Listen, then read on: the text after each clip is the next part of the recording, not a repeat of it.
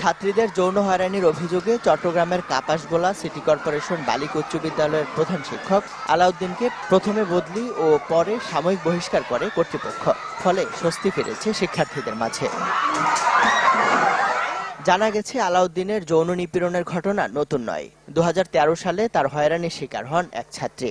সে ঘটনায় তাকে সাময়িক বরখাস্তও করা হয়, কিন্তু 2 বছর পর চাকরি ফিরে পান তিনি। তারপর আবারও শুরু হয় পুরনো কর্মকাণ্ড। নানা সময়ে অফিস কক্ষে ডেকে নিয়ে কিংবা মোবাইল চ্যাটিং সহ নানাভাবে ছাত্রীদের যৌন হয়রানি করেন তিনি, কিন্তু লজ্জায় অনেকেই মুখ খোলেনি। বিষয়টি সামনে আসার পর এখন সাময়িক নয়, তার স্থায়ী বরখাস্তের দাবি শিক্ষার্থীদের। অবশ্যই সন্তুষ্ট, কারণ উনি এরকম অনেক আগেও একবার করছিল, অনেক আগে ওনাকে একবার বের করে দেওয়া হয়েছিল এই কারণে, এই স্কুল থেকে।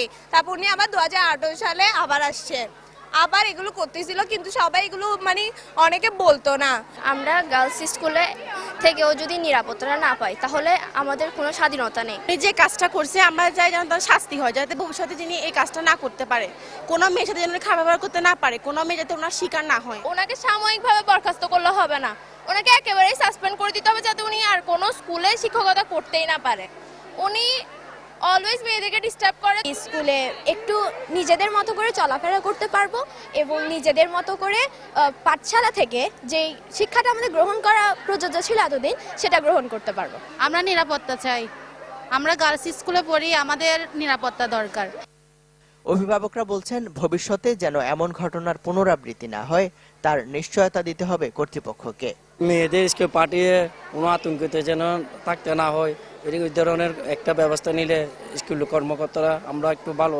এইরকম অন্য স্ত্রীও না করতে পারে, সেই জন্য উপর মহলের থেকে আমি আশা করতেছি। যৌন নিপীড়নের ঘটনায় তদন্ত শুরু করেছে সিটি কর্পোরেশন গঠিত 3 সদস্যের কমিটি। কালকে মাত্র চিঠি পেয়েছি, তো 7 কর্মদিবসের মধ্যে আমাকে এটা দিতে হবে, চিঠিতে তাই আছে। তো আমাদের যে কমিটি, 3 জনের কমিটি, 3 জনটা আগে বসতে হবে, হয়তো আমরা আগামীকাল বা কখন যাবো।